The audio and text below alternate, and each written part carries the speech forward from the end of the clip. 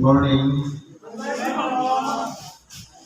Sa pangalan po ng dakilang Panginoong Jesucristo, isang mapagpalang umaga po sa bawat isa. Nandito po tayo sa pagpapatuloy ng gawain. Ito po yung ikalawang bahagi na kung saan kanina nag-alay tayo ng panalangin, papuri sa Diyos at mga awitin, tanda ng ating pagtawag sa Kanya.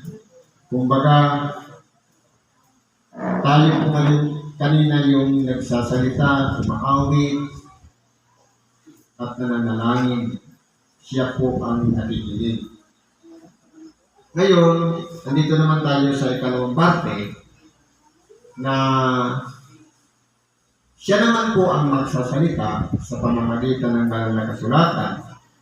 At ito'y babasahin natin, tatalakayin at ipapaliwanag, at tayo naman po ang tagapakinig na magninilay-nilay at ating pong gagawing gabay sa ating pag-araw-araw na pamumuhay ang mga mensahe na ating napakinggan ngayon. Ang una pong aralin ayon po sa Ebanghelyo ni San Lucas sa Kapitulo 14, versikulo 22 hanggang 30. Sabi dito, "At sinabi ng alipin, Panginoon, nagawa na ang ipinag-uutos mo, gayon may maluwag pa." Ngayon, kung mapapansin po natin, ito po ay patungkol sa talinhaga na ipinahayag ng ating dakilang Panginoon na meron siyang paanyaya o imbitasyon para sa kanyang paghahanda. Ngayon po, sa napakaraming inimbitahan, marami pong mga dahilan. Ang iba, nagsidalo. Pero, kumbaga, katulad po ng kalagayan natin, marami pong bakanting upuan. Ngayon, ang sabi ng alipin sa Panginoon, dahil maluwag pa. At sinabi ng Panginoon sa alipin, pumaroon ka sa mga daan at sa mga bakuran, at pilitin mong sila'y magsipasok upang mapuno ang aking bahay. Ngayon po, kung mapapansin natin, ang utos, ayon sa talinhaga, ay pilitin ang mga taong makalapot. Ngayon, kung mapapansin natin, sabi kanina ng ating kapatid, wala pong imbitasyon. Totoo po. Dahil hindi naman natin ugali na mag-ikot, mag-recruit para dumami tayo. Kundi ang Diyos ang gumagawa ng paraan para mapuno yung mga upuan na yan. Ang isang taong may kailangan, isang taong may karamdaman, mas higit niyang kailangan ang dakilang Panginoon. Kaya, hindi po imbitasyon na tao ang kakausap para tayo makadako ng templo, kundi ginagalaw ng Diyos ang puso ng isang taong nangangailangan sa Kanya. Para hanapin niya na masumpungan niya ang katotohanan, mapakinggan ang Ebanghelyo, makapagsisi, at makapagbalik loob sa Diyos. Dahil po, kung sa tao, hindi pa kasi mayroong reaksyon. Halimbawa, in-invite mo, tapos hindi ka pinagbigyan. Ngayon, magdadamdam yung nag-invite. Pero kung ang Diyos mismo ang gagawa ng paraan pag ginalaw ang ating puso, wala pong mga dahilan yan. Susundin ang kalooban ng Diyos. Ganyan po ang pamamaraan ng Diyos. mapuno ang kanyang bahay. Sapagkat sinasabi ko sa inyo na alinman sa mga taong inanyayahan ay hindi makakatikim ng aking hapunan. Totoo po. Sino-sino yung mga taong inanyayahan? Ito yung mga taong alam na ang programa.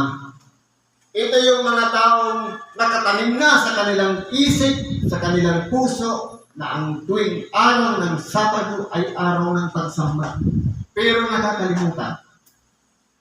Pero doon sa mga hindi inanyayahan, na nasa puso niya na ang pag-attend, ang pagdako ng templo kahit hindi sabihan, kahit hindi tawagan, kundi nagiging isang obligasyon sa pagsunod. Hindi ibig sabihin na dumako tayo dito para lamang tawaging miyembro o isang kapatiran, kundi ang itinuturo dito ng ating dakilang Panginoon kung paano ang tamang pagsunod, hindi sa leader dito sa simbahan, kundi sa mga aral at turo ni Kristo. Ina-apply natin sa buong ating buhay. Kaya po, kung mapapansin natin, ang karamdaman ay isang parte o bahagi na kung saan kapag ang isang tao'y malakas, marami siyang ari-arian, marami siyang salapi, hanggat magagawa niya, uunahin muna kung sumuhin nyo para magpa-doktor. Pero kapag wala ng solusyon, nagiging last chance na ang paglapit natin sa Diyos. Na dapat sana, kung aayusin natin ang ating buhay, bago tayo pupunta sa doktor, material, bago tayo magpapadiagnose o magpapakonsulta sa mga espesyalista dito sa ibabaw ng sanlibutan, na iyon ay tao lamang, unahin muna natin lumapit sa Diyos. Marahil dahil po sa pagkakasala, tayo po ay nagkaroon ng karamdaman. Ano ang sinabi ng ating dakilang Panginoon nung siya'y tuksohin ng dyablo? Hindi lamang, o nasusulat, hindi lamang sa tinatay na bubuhay ang tao, kundi sa bawat salitang lumalabas sa bibig ng Diyos. Ibig sabihin, ang kabuhayan ng tao ay hindi lang nakasalalay sa pagkain ipinapasok natin sa ating bibig, ginumuya, at itong sustansya ay pinakikinabangan ng ating katawan, kundi sa pamamagitan ng salita ng Diyos, nabubuhay po ang tao. Kasi aanin naman natin at malusog na katawan kung problemado naman ang utak at malayo sa Diyos. Hindi po yan magagamot ng anumang medisina dito sa ibabaw ng sanlibutan. Ang tanging makakagamot yan, walang iba, ang salita ng Diyos. Dahil po ang tao, meron siyang daan na inilatag na sa bawat isa sa atin. Subalit, minsan po sa katigasan ng ating puso, tayo po'y nagsisilik po. Ayaw nating sundan yung daan na inilatag na ng ating dakilang Panginoon. Kaya kung mapapansin po natin, tayo pong mga tao na binuksan sa pamamagitan ng ating puso, tayong nagpasya na dumako ngayon sa templong ito. Tayo po yung mga taong pinilit na makarating dito para yung programa ng Diyos na inihain niyang salita ng Diyos na tinapay ng buhay, tanggapin natin sa kanyang handaan, sa kanyang bahay, sa kanyang hapunan. Ngayon, tayo po dyan, nagsisama nga sa kanya ang lubang maraming tao at sa iyon at sa kanya'y sinabi. Ibig sabihin, nakainggan po yung ginawa ng ating dakilang Panginoon. Kaya marami po ang nagsisunod sa kanya. Ngayon ang sabi niya, kung ang sino mang tao ay pumaparito sa akin at hindi napuput sa kanyang ama, ina, at asawang babae at mga anak at mga kapatid na lalaki at mga kapatid na babae, oo, at pati ang kanyang sariling buhay man, ay hindi siya maaaring maging alagad ko. Ngayon po, ang pinag-uusapan dito, hindi lang bilang miyembro o kapatiran, hindi lang bilang pangpuno sa upuan, kundi ang pagiging alagad ng ating dakilang. Bakit tinuturo ng ating dakilang Panginoon na kinakailangan nating kapuutan ang magulang? Ama, ina, kapatid na lalaki o babae maging anak ni ang sarili man. Anong ibig pong sabihin niya? Yan ba ay against sa aral na tinuturo niya na walang iba pag-ibig? Hindi po. Kasi mula pa nung una, ang Diyos ayaw niya na po nang meron siyang kahati. Siya ay mapanibubuing Diyos. Kaya kung nakikiisa tayo kay Kristo at sa gabal yung magulang na ayaw tayong pahintulutan dumako sa templo, sabi nga, mapuot ka sa iyong magulang. Gawin natin priority si Kristo sa ating buhay. Halimbawa, yung anak naman gusto magsimba, tapos yung magulang ayaw palagan. Let thy will be done. Sundin natin ang kalooban ng Diyos, huwag ang magulang. Kaya, kung halimbawa mayroong pagsamba, nakakasagabal ang magulang, nakakasagabal ang anak, at maraming mga dahilan kung iyan po ay magiging parte para masunod po ang kalooban ng ating dakilang Panginoon. Hindi tayo dapat tatawagin alagad ng ating dakilang. Kasi ang tunay na alagad, walang iba. Dinadala niya mismo ang kumpletong sangkap ng kanyang pagkatao sa bawat araw ng pagsamba. Dapat yung atensyon, yung pag-iisip, yung katawan, yung diwa, andito lahat. Nakikinig ng salita ng Diyos. Pero kung halimbawa, napunuan natin ang upuan, nakumpleto yung pamilya, pero ang iniisip naman, yung naiwanan sa bahay, nakawan. Ibig sabihin niya, hindi po siya tatawagin karapat-dapat na alagad. Ang pinag-uusapan po dito, yung pagiging isang alagad. Ano po ba ang pinakatungkulin ng alagad? Ang tungkulin ng alagad, walang iba sumunod kay Kristo. Kasi po, nung pumili siya ng 12 alagad, kahit sila'y mayroong pinagkakaabalahan. Yung unang alagad, si Pedro at kapatid niya si Andres. Habang hinahayuma ang lambat nung tawagin sila ng ating dakilang Panginoon na sumunod ka sa akin, nagreklamo ba sila? Hindi po. Inalikuran nila yung gawain nila. Ganon din yung magkapatid na Santiago at Juan. Ganon din ang ginawa. Na kahit si Mateo na nakaupo, kumbaga, mayroong nagpapasahod sa kanya, isang maniningil ng buwis, dinaanan lang ng ating dakilang Panginoon, pero nung sinabi, sumunod ka sa akin, iniwan niya ang kanyang tungkulin bilang maniningil ng buwis. Yan po ang obligasyon ng isang pagiging alagad. Handang talikuran anumang nakakabit sa ating mga buhay.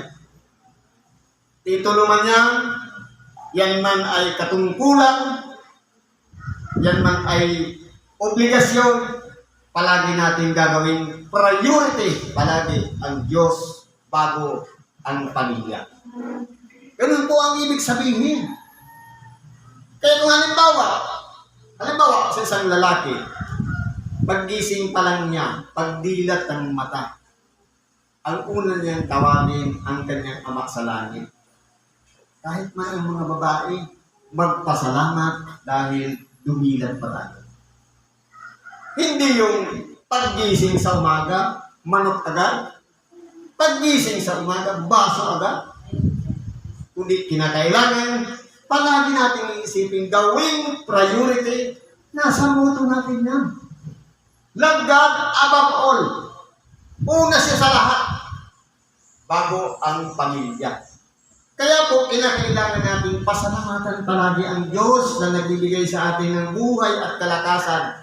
Kaya tayo'y binibigyan pa ng panibagong bukas, buhay sa bawat araw natin. Kaya po, kung ang atensyon natin sa pamilya mas higit sa Diyos, hindi po tayo qualified o karapat-dapat na tawaging alagad ng ating dakilang Panginoon. Sabi na po dito, sino man hindi nagdadala ng kanyang sariling krus at sumusunod sa akin ay hindi maaaring naging alagad ko. Hindi pwede obligasyon natin ibibigay natin sa iba. Kundi kung ano yung obligasyon natin, tindigan natin. Alalahanin natin mula nung tayo tawagin, nung tayo putungan, ano ba yung mga obligasyon natin? Taga-magkit pala ako, meron pala akong obligasyon. Meron pala akong biyaya sa ganito. Meron pala akong biyaya sa ganito. Ganito pala ako. Ibig sabihin, kung anuman ang mga bagay na yan na naaalala natin, tindigan po natin yan, gampanan natin yan. Sapagkat, yan po ang pagiging isang pagkakakilanlan ng isang taong may pagpapahalaga sa paliging alagad. Hindi pwedeng, ay hindi, tinatamad ako, ikaw na lang sis. Hindi ako magaganap, ikaw na lang ang tumago. Hindi. Bawat isa sa atin may obligasyon. Kaya ang paghatol ng Diyos, hindi pwede isinorvive naman ako ni God, sis, hindi. Bawat isa sa atin haharap sa hukuman ng Diyos. Magbabatayan po doon kung yung petsa na yan, gumanap ka o hindi, o ipinasa mo sa iba. Dahil po, ang krus na pasan-pasan natin na obligasyon, tayo po dapat mismo ang may dala. Hindi dapat ibinibigay sa iba. Sapagkat alin sa inyo ang kung ibig magtayo ng isang muog at hindi muna upo at tatahin ang halagang magugugol kung mayroong may kakapatapos. Baka kung may lagay na niya ang patibayan at hindi matapos, ang lahat ng mga kapitay magpasimulang sa hindi bapin na sabihin, nagpasimula ang taong ito na magtayo at hindi na kayang tapusin. Ang pinag-uusapan po natin, pundasyon. Kaya sa sino mang nagnanasang umagit, sa sino mang nagnanasang sumunod, o nagnanasang maging alagad ng ating dakilang Panginoon, bago tayo magpasya, sisiguraduhin natin sapagkat ang bibitawan natin salita yan sa isang katanungan, hanggang kailan mo patitindigin ang bandila ni Kristo? Ang sagot natin, hanggang may buhay. Sa salitang hanggang may buhay, kung iyan po ay wala tayong paninindigan at hindi natin matatapos hanggang sa may buhay pa tayo, tumigil na tayo sa paglilingkod, magpapasimulan tayo'y libakin. Aanip-anip, tapos ngayon, inactive na. Di ba gano'n? Ang pinag-uusapan dito, ang pagiging isang alagad. Kung karapat-dapat tayong tawaging alagad, mula nang lumuhod tayo at pinatong natin ang kaliwang kamay sa Biblia, nakasumpa tayo hanggang may buhay. Kahit tayo'y mahina, may karamdaman, nangangailangan, pagsak ang katawan, dadako tayo sa templo dahil ang pangako natin, hanggang may buhay.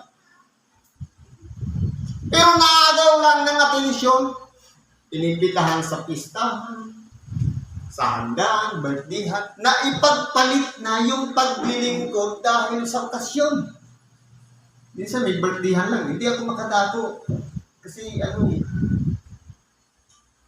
kung pag-aaralan po natin, itataas natin dito sa sita, sabi dito, nung mga inimbitahan, nagdahilan. Sabi ng isa, bumili ako ng isang bukid, kailangan kong umalis at tingnan, ipinamamanhin ko sa iyo pag paumamin. Pasensya na. Meron akong bagong bili ko na kailangan kong bisitahin. Hindi hindi ka magiging alagad. Bumili ako ng magkatuwang na baka, kinakailangang subukin. Ipinangamanit ko. Pasensya na, hindi ako makandako kasi may bili akong 2 baka. Titistingin ko lang. Hindi ka magiging alagad. Kung priority mo yung baka.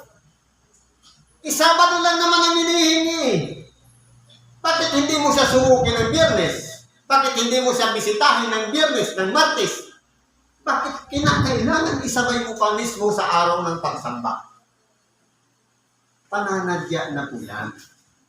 Yan po ang mabigat na magiging hatol sa tinaguriang alagad ng ating dakilang Panginoon. Kaya, paano nga naman mapupuno ang mga upuan? Kung yung Sabado may kapalit. Ano kaya kung gawin natin? Lunes hanggang Biyernes, tanggapin natin lahat ng trabaho. Yung Sabado bakante. Para makapaglingkod tayo.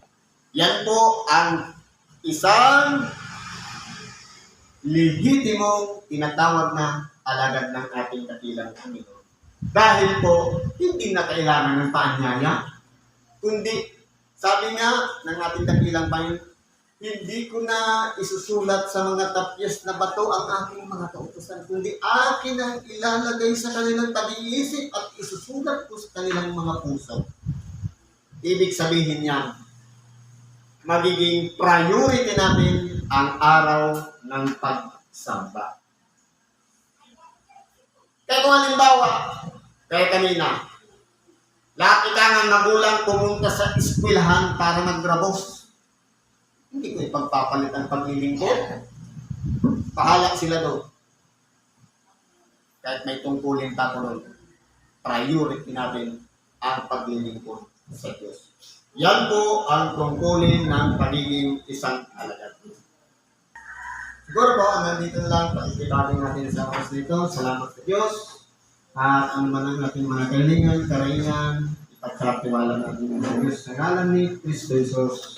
Salamat at isang mapagpalang umaga sa bawat isa.